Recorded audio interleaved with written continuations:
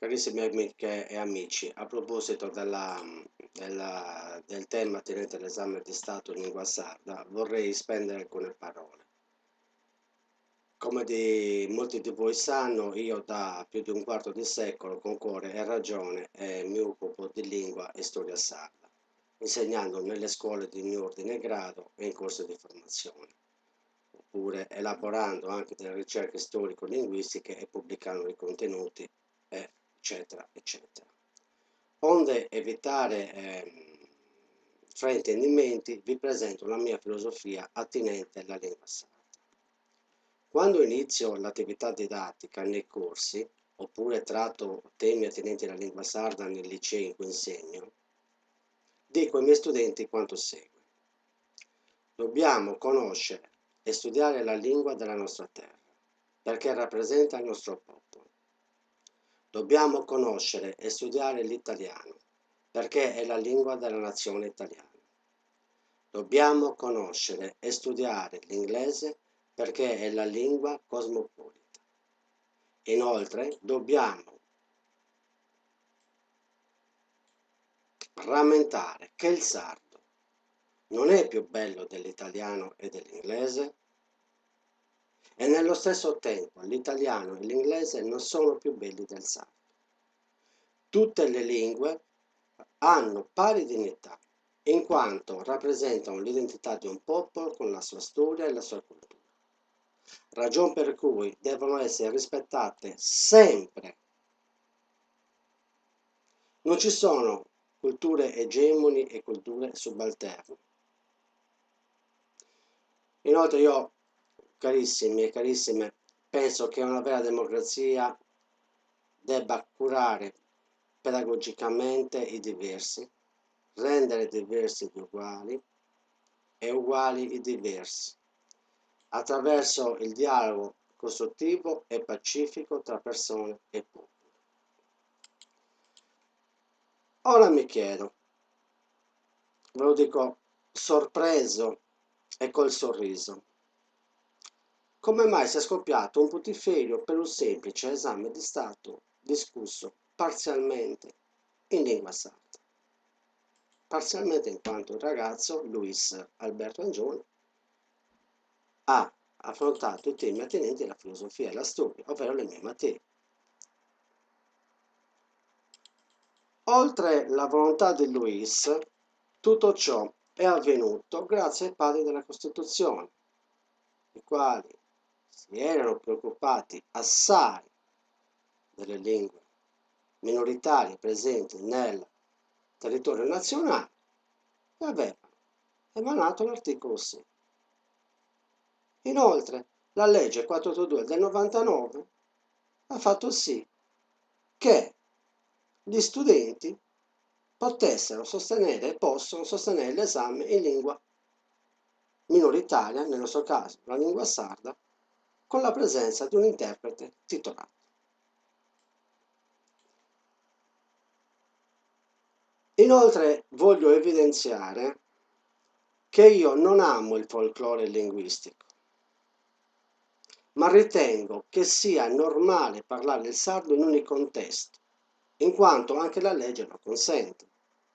Quindi, dopo aver capito bene la giusta motivazione di Luis, ho dato il benestare con il lasciapassare dei miei colleghi, della Presidente della Commissione, della dirigente e anche dei compagni di classe dello studente. Una cosa che mi ha sorpreso e affascinato, che in sostanza non mi era mai capitato durante tutti questi anni, è il fatto che leggendo i social, soprattutto social di Repubblica e Orizzonte Scuola, ci sono stati dei commenti, molti commenti diciamo, basati sulla ignoranza e anche su una forma di intolleranza. Tolleranza che rischia di sfociare anche in un certo qual modo anche nel razzismo. Ma non voglio approfondire. Mentre nell'Unione Sarda ci sono stati rari casi di commenti negativi, no? Sardi siamo, tanto per dirla a Sasardo appunto. Ci sta. Nonostante ciò, come dico sempre alle mie studentesse e ai miei studenti, libero pensiero uguale libera società. Va bene? Questi giudizi negativi. Siamo in Italia e parliamo italiano. Ma scusa, ci hai espresso prima il mio pensiero, no? L'esame non è valido. Ma come? La Costituzione, l'articolo 6. La legge 482 del 99 ci permette questo a livello di nazione italiana. Poi abbiamo le leggi regionali, la vecchia legge 26 del 97 e la 22 del 2018. Ma non dimentichiamo l'importanza dell'Unione Europea, che nel 1992 metteva in essere la Carta delle lingue minoritarie o regionali. Quindi non dimentichiamo anche che oggi come oggi l'Unione Europea si basa sui popoli e non sulle nazioni. Comunque, qualche altro commento diceva: come tutti gli anni si tratta di folklore. Io capisco, non conoscono il professore, non conoscono la persona, non conosco il ragazzo. Io, come vi ho detto prima, non amo il folklore linguistico, va bene? Tutti i miei corsisti, studenti, sanno come la penso. Un altro commento: il sardo è un dialetto, non una lingua, ma è micidiale. Il sardo è una lingua, in quanto ha uno standard, una sua grammatica, soggetto, verbo, complemento e così via. Come abbiamo già accennato, ha una legge che la tutela. Poi qualcuno potrebbe dire: ma quale sardo? Cioè, sappiamo bene che abbiamo delle macro aree linguistiche e subaree linguistiche, ma questo non è un problema. Qua si tratta di esporre un esame di Stato o una parte dell'esame di Stato per la variante del ragazzo. Purtroppo si dimentica che il sardo è una lingua romanza o neolatina, studiata da diversi stranieri. Mi sia permesso di citare Wagner, secolo scorso. Il sardo è studiato nelle università straniere. A Cagliari abbiamo la cattedra di linguistica sarda, abbiamo la cattedra di lingua sarda, istituita dall'illuminato professor Maurizio Virdis. A Sassari abbiamo dei grandissimi studiosi ugualmente come Fiorenzo Toso, Giovanni Simone Pisano, mi scuso chi non cito in questa circostanza. Per di più abbiamo anche gli albi regionali in Sardegna, appunto, albi regionali di esperti in lingua sarda. Questi esperti sono coloro i quali devono gestire i corsi finanziati dalla Regione Autonoma della Sardegna, attinenti appunto i corsi di lingua sarda nelle scuole di ogni ordine e grado.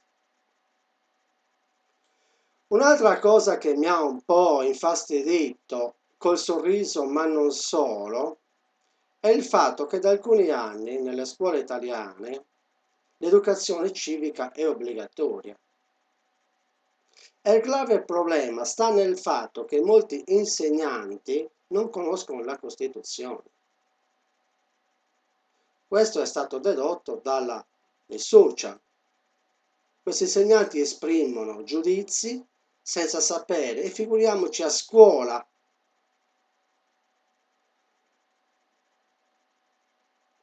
docenti che secondo me non si rendono conto che hanno una grandissima responsabilità educativa verso i giovani e anche verso se stessi, hanno un'etica professionale, ovvero la loro deontologia, devono presentare le leggi come stanno e non deviare la loro formazione a seconda della loro ideologia. Non va bene. Questo mi ha sorpreso il fatto, non dico del sito di Repubblica, perché Repubblica non sono tutti insegnanti, ma Orizzonte Scuola purtroppo la maggioranza delle persone che frequentano quell'ambiente sono docenti. Io nel mio piccolo inviterei queste persone a leggere o addirittura a studiare un bellissimo testo dal titolo Democrazia e Educazione di John Dewey. La nostra è una repubblica democratica fondata anche e soprattutto sulla tolleranza, in cui devono essere evitate anche le dittature come la storia ci insegna. Una nazione, una lingua, un popolo. Abbiamo visto dove siamo arrivati. Non dobbiamo mai dimenticarlo. Ritornando all'esame in sardo, cosa vi posso dire in conclusione? Che è stato bellissimo e io sono orgoglioso, sono felice. Tutti capivano, compresi i docenti non madrelingua sardi, ma soprattutto noi docenti abbiamo reso felice un giovane che con la scuola ha avuto anche delle difficoltà. E il nostro compito è di far realizzare o aiutare a realizzarsi i ragazzi. Parliamo di dispersione scolastica. Riflettiamoci, dispersione scolastica. Noi dobbiamo utilizzare, mettere in atto tutti gli strumenti affinché i ragazzi vengano a scuola con piacere e imparino non solo le nozioni, ma anche a relazionarsi, stare insieme.